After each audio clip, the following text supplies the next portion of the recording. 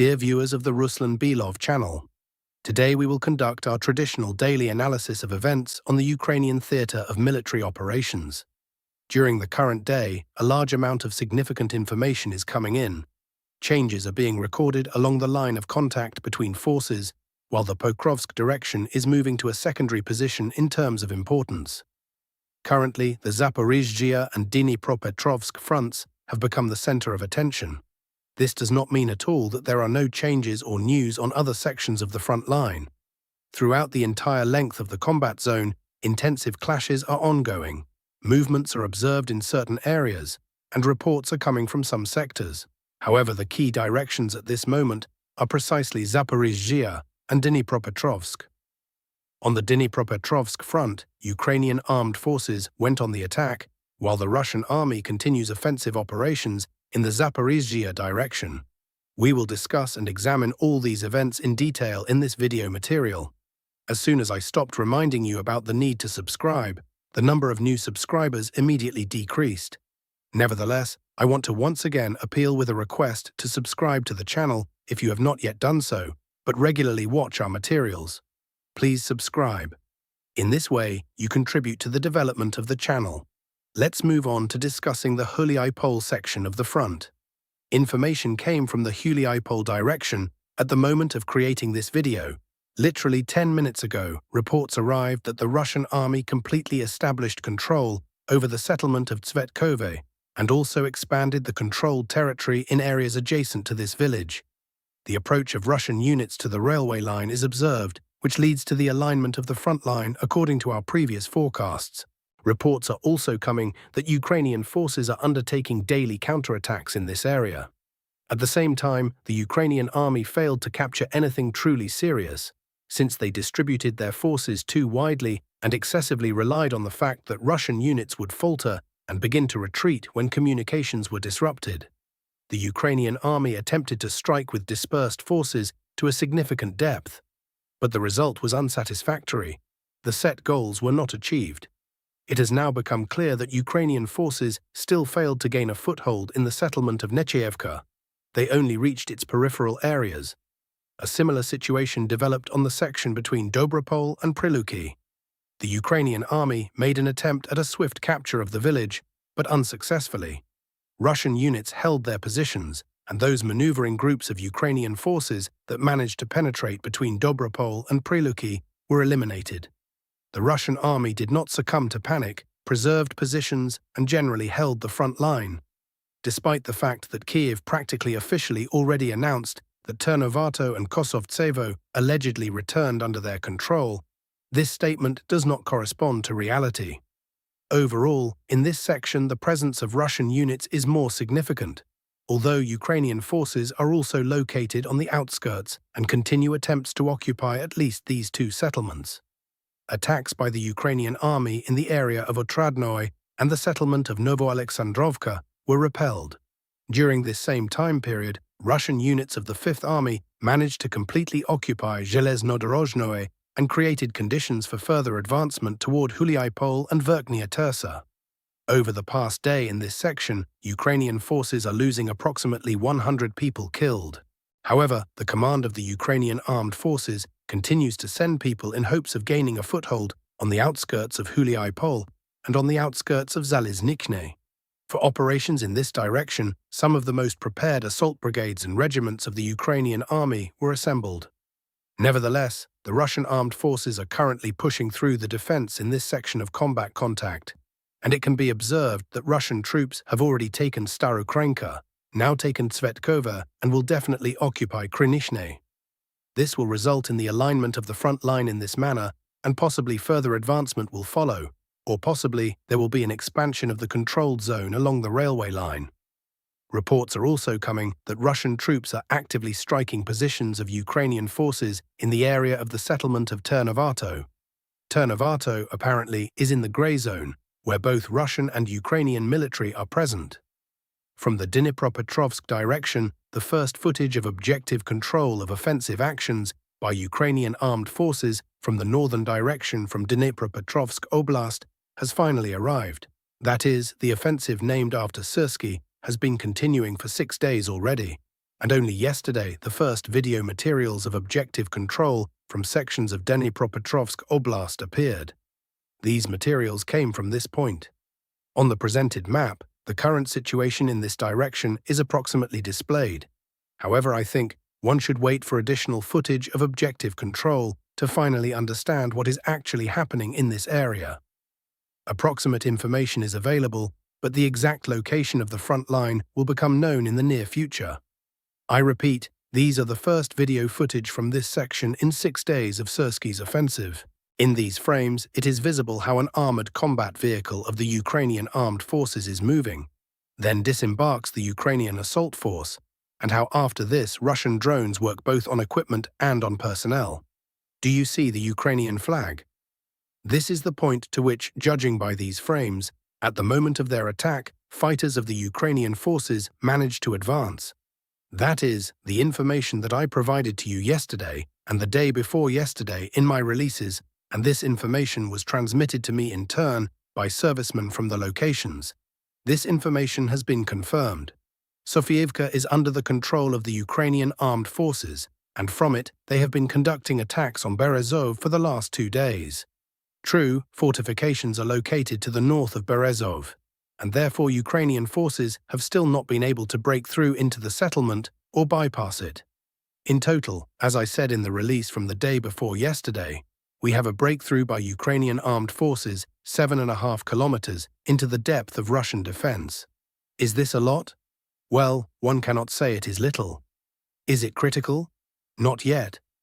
But if they manage to implement their plan, namely occupy Berezov, then advance to Novonikolayevka, and then exit into rear areas, it turns out beyond Uspanivka, then yes, then the situation will become critical. But it seems, I do not want, of course, to get ahead of events. But for now, such an impression is forming that Russian troops managed to stop them to the north of Berezovy. At least they have been fighting against Russian defense here already, one can consider, for 3 days, and they have not yet managed to break through this defense line. They are throwing armored combat vehicles into battle, throwing infantry fighting vehicles, equipment is being destroyed. The Ukrainian assault force is dispersing through forest belts, but they are still not managing to break through the defense line. Over the past day on the section of Zelensky's offensive, Russian drones destroyed another 10 units of equipment. In total, over 6 days of the offensive, Ukrainian forces lost more than 80 units of equipment. And you know, I am voicing this information not in order to somehow calm you down, somehow mislead you, say, oh look what losses they have. No, I am voicing this information in order to demonstrate the scale of attacks undertaken by the command of Ukrainian forces. What resources they invested in this offensive? Listen, 80 units of equipment. This is only the destroyed, there is also damaged, in 6 days. The scale, of course, is enormous. It is not comparable to the offensive of 23, it is not comparable to the operation in Kursk Oblast, but it is in 3rd place after these 2 major offensive operations. And you know, overall February is turning out to be quite a difficult month for the Russian army. The pace of advancement has noticeably decreased. They, of course, will be greater, most likely, than they were in February of last year, but still the decrease is substantial.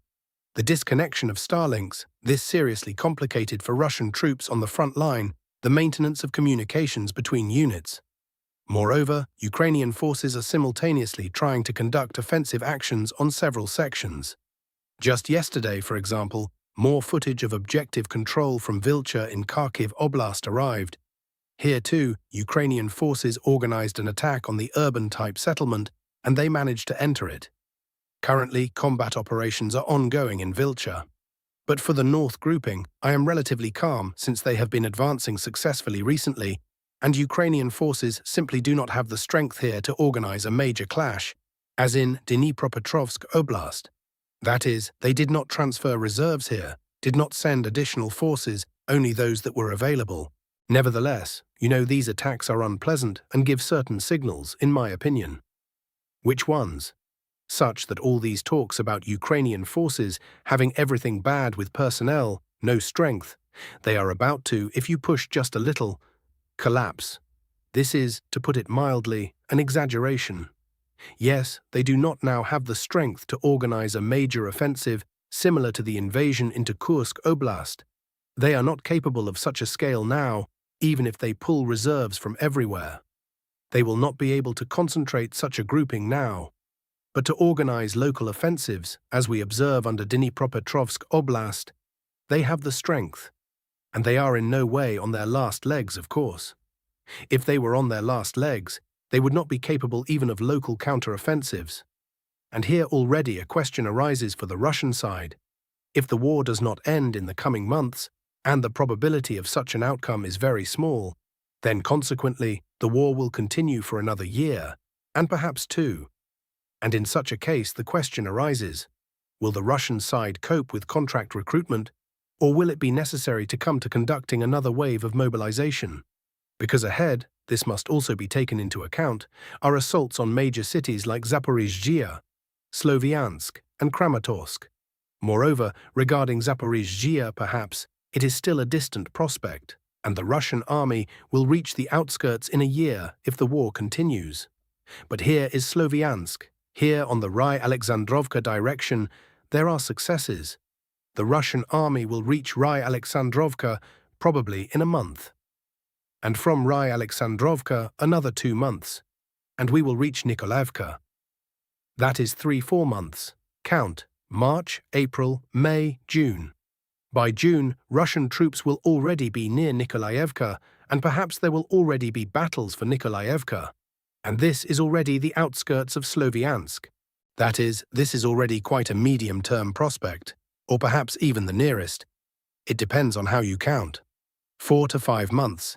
Is this a medium-term or nearest prospect? Nevertheless, in general, the essence is, ahead are battles for major agglomerations. Well, will the available forces be sufficient? Another, of course, question. Will Ukrainian forces have enough resources for defense? Also, of course, a question. But in any case, of course, the question of mobilization is an unpleasant question, but in my opinion, if the prospect of combat operations continues for another year or two, then sooner or later, the situation will come to this question anyway. Let's move on to the Konstantinivka direction. From Konstantinivka, as you know, a lot of information, a lot of videos are coming in. From Konstantinivka itself, FPV drones, artillery and even aviation are actively operating from the Russian side. Over the last day, video material was received from this point. What Russian sources report, an aerial bomb strike by the aerospace forces of the Russian Federation on the position of Ukrainian forces in the dormitory building of the Sputnik micro-district. Application of aviation munition with a planning and correction module. Distance from the line of combat contact up to 3 kilometers. Also from here came confirming materials from this point. Here, a Baba Yaga drone of Ukrainian forces was intercepted by a Mavic during the bombardment of positions of the Russian armed forces east of the settlement of Berezovsk. Berezovsk is located here. It has not now passed under full control of the Russian side, although some pro-Russian sources write that Berezovsk passed under the control of the Russian side and Russian troops are expanding the zone of control. No confirming information has come from here. Moreover, some pro-Russian sources do not mark Berezovsk at all. Here, Russian troops advanced 1.5 kilometers from the south of the settlement of Konstantinivka, and the entire territory marked in red today passed under full control of the Russian side. Therefore, for today regarding the situation on the front, I have everything. Now let's briefly go through the situation in the political agenda. The United States is ready to sell weapons to Ukraine, but Europe must pay. NATO Secretary General Rutte stated that the USA is ready in 2026 to supply Ukraine with weapons worth $12 to $15 billion.